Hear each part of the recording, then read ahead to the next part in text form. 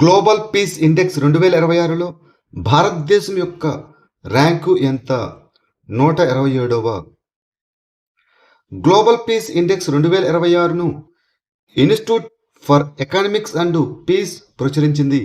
ఈ సూచిక శాంతియుత వాతావరణం, భద్రత, సంఘర్షణ మరియు సైనికీకరణ ఆధారంగా 163 దేశాలకు ర్యాంకులను ఇస్తుంది. 2026లో ఐస్లాండ్ ప్రపంచంలోనే అత్యంత సురక్షితమైన దేశంగా నిలిచింది. ఇక 163 దేశాల్లో భారతదేశం 127వ స్థానంలో నిలిచింది.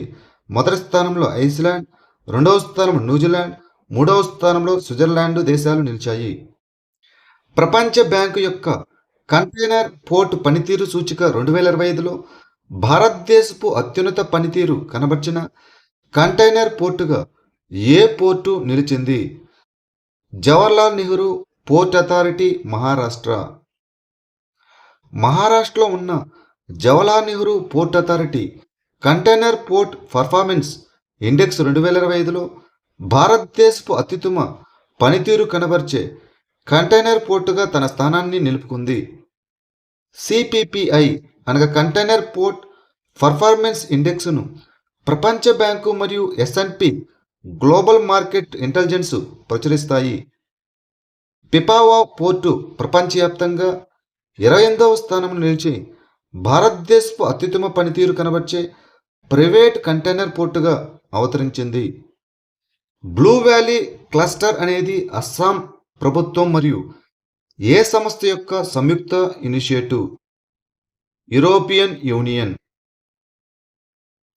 అస్సాం ప్రభుత్వం మరియు యూరోపియన్ యూనియన్ ఇటీవల గౌహతిలో బ్లూ వ్యాలీ క్లస్టర్ను ప్రారంభించాయి.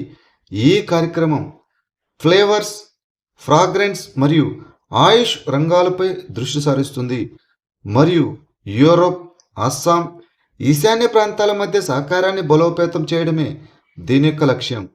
ఇది సుస్థిర విలువ గొలుసులు, ఆవిష్కరణ, పర్యావరణ వ్యవస్థలు మరియు పారిశ్రామిక భాగస్వామ్యాలను అభివృద్ధి చేయడానికి ప్రయత్నిస్తుంది.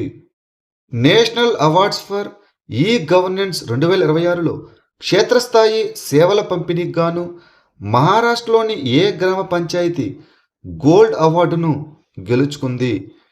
కడేపూర్ గ్రామ పంచాయతీ. పంచాయతీరాజ్ మంత్రిత్వ శాఖ పంచాయతీరాజ్కు సంబంధించిన 4 కార్యక్రమాలు 2026 జాతీయ ఈ గవర్నెన్స్ అవార్డుల కోసం ఎంపికైనట్లు ప్రకటించింది. డిజిటల్ ప్లాట్ఫామ్లో డేటా అనలిటిక్స్ వినియోగం ద్వారా డిజిటల్ పరివర్తన విభాగంలో పంచాయతీ అడ్వాన్స్మెంట్ ఇండెక్స్ గోల్డ్ అవార్డును గెలుచుకుంది. క్షేత్రస్థాయి సేవల పంపిణీకి గాను కడేపూర్ గ్రామ పంచాయతీ, ఇది సాంగ్లీ, మహారాష్ట్రలో ఉంటుంది, గోల్డ్ అవార్డును అందుకుంది. తొలి మేడ్ ఇన్ ఇండియా మోడల్గా ఇటీవల తన తొలి పరీక్షా ప్రయోగాన్ని పూర్తి చేసిన విమానం ఏది?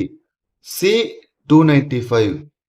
భారతదేశంలో తయారైన మొట్టమొదటి ఎయిర్బస్ C-295 సైనిక రవాణా విమానం గుజరాత్లోని వడోదరలో ఉన్న ఫైనల్ అసెంబ్లీ లైన్ నుంచి తన తొలి పరీక్షా ప్రయోగాన్ని విజయవంతంగా పూర్తి చేసింది. ఈ చారిత్రాత్మక ప్రయోగం భారతదేశ ఏరోస్పేస్ రంగానికి ఒక గొప్ప మైలురాయిగా నిలిచింది. ప్రభుత్వ రంగ సంస్థ కాకుండా ఒక ప్రైవేటు రంగ సంస్థ దేశీయంగా ఒక సైనిక విమానాన్ని తయారు చేయడం ఇదే మొదటిసారి. పింక్ సహేలీ అనేది ఏ రాష్ట్రం లేదా కేంద్రపాలిత ప్రాంతం ప్రారంభించిన స్మార్ట్ కార్డ్ ఆధారిత ఉచిత బస్సు ప్రయాణ పథకం? ఢిల్లీ. నివేదికల ప్రకారం ఢిల్లీలోని చాలామంది ట్రాన్స్జెండర్ వ్యక్తులు అర్హులైన లబ్ధిదారులు అయినప్పటికీ పింక్ సహేలీ స్మార్ట్ కార్డులను పొందడంలో ఇబ్బందులను ఎదుర్కొంటున్నారు. ఈ పింక్ సహేలీ అనేది ఢిల్లీ ప్రభుత్వం ప్రారంభించిన స్మార్ట్ కార్డ్ ఆధారిత ఉచిత బస్సు ప్రయాణ పథకం. ఈ పథకం ఢిల్లీ రవాణా సంస్థ మరియు క్లస్టర్ బస్సుల్లో ఉచిత ప్రయాణాన్ని అందిస్తుంది. ఇది మహిళలు మరియు ట్రాన్స్జెండర్ వ్యక్తుల చలనశీలత, అందుబాటు మరియు సామాజిక సమ్మిళితాన్ని మెరుగుపరచడానికి రూపొందించబడింది. 2026 G7 శిఖరాగ్ర సమావేశానికి ఆతిథ్యమిచ్చే దేశం ఏది? ఫ్రాన్స్. ఫ్రాన్స్ 2026 జూన్ 15-17 తేదీల్లో ఏవియాన్ లెస్ బైన్స్లో 2026 G7 శిఖరాగ్ర సమావేశానికి ఆతిథ్యమిస్తోంది. ఈ శిఖరాగ్ర సమావేశంలో ప్రపంచ ఆర్థిక అసమతుల్యతలు, అంతర్జాతీయ పాలన, భౌగోళిక రాజకీయ సంక్షోభాలు, సాంకేతిక భద్రత, ఏఐ పాలన మరియు కీలక ఖనిజ సరఫరా గొలుసులు వంటి కీలక అంశాలపై దృష్టి సారిస్తారు. భాగస్వామ్య దేశంగా భారతదేశాన్ని ఆహ్వానించినందున ఎమాన్యుయల్ మాక్రాన్ ఆహ్వానం మేరకు భారత ప్రధాని 52వ G7 శిఖరాగ్ర సమావేశానికి హాజరవుతున్నారు. G7 శిఖరాగ్ర సమావేశంలో భారతదేశం పాల్గొనడం ఇది 13వసారి కాగా మోదీ వరుసగా 7వసారి పాల్గొంటున్నారు. 2026 ఫిఫా ప్రపంచ కప్ను ఏ 3 దేశాలు సంయుక్తంగా నిర్వహిస్తున్నాయి? USA, కెనడా మరియు మెక్సికో. 2026 ఫిఫా ప్రపంచ కప్పు మెక్సికోలో ప్రారంభమైంది. ఇది చరిత్రలోనే అతిపెద్ద ఫిఫా ప్రపంచ కప్పు. ఇందులో జట్ల సంఖ్యను 32 నుంచి 48కి పెంచారు. రికార్డు స్థాయిలో 104 మ్యాచ్లు ఆడతారు. 72 గ్రూప్ స్టేజ్ మ్యాచ్లు మరియు 32 నాకౌట్ మ్యాచ్లు. ఈ టోర్నమెంటుకు United States of America, Canada మరియు మెక్సికో సంయుక్తంగా ఆతిథ్యం ఇస్తున్నాయి. ఇప్పటి వరకు కేవలం 8 దేశాలు మాత్రమే ఈ కప్పును గెలిచాయి. సారథి అనేది ఏ మంత్రి శాఖచే ఏర్పాటు చేయబడిన ఒక ఉన్నత సలహా సంస్థ. నైపుణ్యాభివృద్ధి మరియు వ్యవస్థాపక మంత్రిత్వ శాఖ. The ministry of skill development and entrepreneurship. నైపుణ్యాభివృద్ధి మరియు వ్యవస్థాపక మంత్రిత్వ శాఖ జూన్ 12, 2026న విజ్ఞాన భవన్లో సారథి మొదటి సమావేశాన్ని నిర్వహించింది. సారథి అనగా సమగ్ర ఐటీఐ పరివర్తన కోసం వ్యూహాత్మక సలహా మరియు సంస్కరణల టాస్క్ ఫోర్స్. ఇది నైపుణ్యాభివృద్ధి మరియు వ్యవస్థాపకత మంత్రిత్వ శాఖచే ఏర్పాటు చేయబడిన ఒక ఉన్నత సలహా సంస్థ. భారతదేశంలోని పారిశ్రామిక శిక్షణ సంస్థలను ఆధునీకరించడం మరియు వృత్తి విద్యా శిక్షణ వేగంగా అభివృద్ధి చెందుతున్న పరిశ్రమ అవసరాలు మరియు భవిష్యత్ శ్రామిక శక్తి అవసరాలకు అనుగుణంగా ఉండేలా చూడడం దీని యొక్క లక్ష్యం. అఖిల భారత సంధాన అధికారుల సమావేశం అనగా ఉత్తర జోన్ 2026 ఎక్కడ జరిగింది? జమ్మూ. అఖిల భారత సంధాన అధికారుల సదస్సు నార్త్ జోన్ 2026 జమ్మూలోని కన్వెన్షన్ సెంటర్లో జరిగింది. ఇది 2 రోజుల సదస్సు. దీనికి ఉత్తర రాష్ట్రాలు మరియు కేంద్రపాలిత ప్రాంతాల నుంచి సంధాన అధికారులు మరియు వస్త్రరంగ ప్రతినిధులు హాజరయ్యారు. ఈ సదస్సును వస్త్ర మంత్రిత్వ శాఖ ఆధ్వర్యంలోని వస్త్ర కమిటీ నిర్వహిస్తుంది. వస్త్ర రంగాన్ని బలోపేతం చేయడం, భాగస్వాముల భాగస్వామ్యాన్ని మెరుగుపరచడం మరియు సుస్థిర వృద్ధి, పోటీతత్వాన్ని ప్రోత్సహించడం దీని యొక్క ప్రధాన లక్ష్యాలు. జూన్ 2026లో వీధి ఆహార విక్రేతల కోసం క్యూఆర్ కోడ్ ఆధారిత విక్రేత నమోదు మరియు పర్యవేక్షణ వ్యవస్థను ఏ నగరం ప్రవేశపెట్టింది?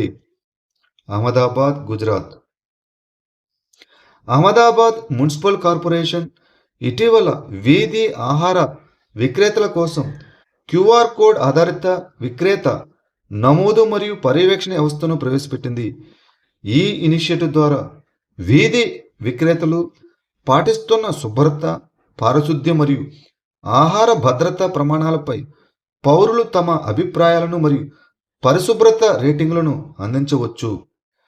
నూనె గింజల రైతుల కోసం వాట్సాప్ ఆధారిత ఏ సామర్థ్యం గల సలహా సేవ అయిన ఆయిల్ సీడ్స్ కిసాన్ మిత్రను ఏ సంస్థ అభివృద్ధి చేసింది? ICAR, Indian institute of oil seeds research. Indian council of agricultural research ఇటీవల నూనె గింజల రైతుల కోసం ఆయిల్ సీడ్స్ కిసాన్ మిత్ర అనే వాట్సాప్ ఆధారిత ఏ సామర్థ్యం గల సలహా సేవను ప్రారంభించింది. హైదరాబాదులోని ICAR, Indian institute of oil seeds research ద్వారా అభివృద్ధి చేయబడిన ఇది వేరుశెనగ, ఆవాలు, నువ్వులు, పొద్దుతిరుగుడు, సోయాబీన్, నైజర్ మరియు ఇతర నూనె గింజల పంటలపై మార్గదర్శకత్వాన్ని అందిస్తుంది. తన తదుపరి తరం H3 ప్రయోగ వాహనానికి తక్కువ ఖర్చుతో కూడిన రకమైన H330 రాకెట్ను ఏ దేశం ప్రయోగించింది? జపాన్. జపాన్ తన తదుపరి తరం H3 ప్రయోగ వాహనానికి చెందిన తక్కువ ఖర్చుతో కూడిన వేరియంట్ అయిన H330 రాకెట్ను విజయవంతంగా ప్రయోగించింది. ఈ రాకెట్ను తనేఘాసిమా అంతరిక్ష కేంద్రం నుంచి ప్రయోగించారు. దీనిని Japan aerospace exploration agency JAXA మరియు మిత్సుబిషి హెవీ ఇండస్ట్రీస్ అభివృద్ధి చేశాయి. H330 తన పేలోడ్ను విజయవంతంగా కక్షలోకి ప్రవేశపెట్టింది. ఇటీవల వార్తల్లో కనిపించిన మార్షల్ దీవులు ఏ మహాసముద్రంలో ఉన్నాయి? పసిఫిక్ మహాసముద్రంలో. పెరుగుతున్న ఇంధన వ్యయాలను ఎదుర్కోవడానికి ప్రపంచ బ్యాంకు ఇటీవల మార్షల్ దీవుల గణతంత్ర రాజ్యానికి అదనంగా $9 మిలియన్ ఆర్థిక సహాయాన్ని అందించింది. ఈ మార్షల్ దీవులు మధ్య పసిఫిక్ మహాసముద్రంలో ఉన్న ఒక ద్వీప దేశం. ఇది పపువా న్యూగినియాకి ఈశాన్యంగా మరియు మైక్రోనేసియా సమైక్య రాష్ట్రాలకు ఆగ్నేయంగా ఉంటుంది. ఇటీవల వార్తలో కనిపించిన ఆంగకోర్ తోమ్ ఏ దేశంలో ఉంది? కంబోడియా.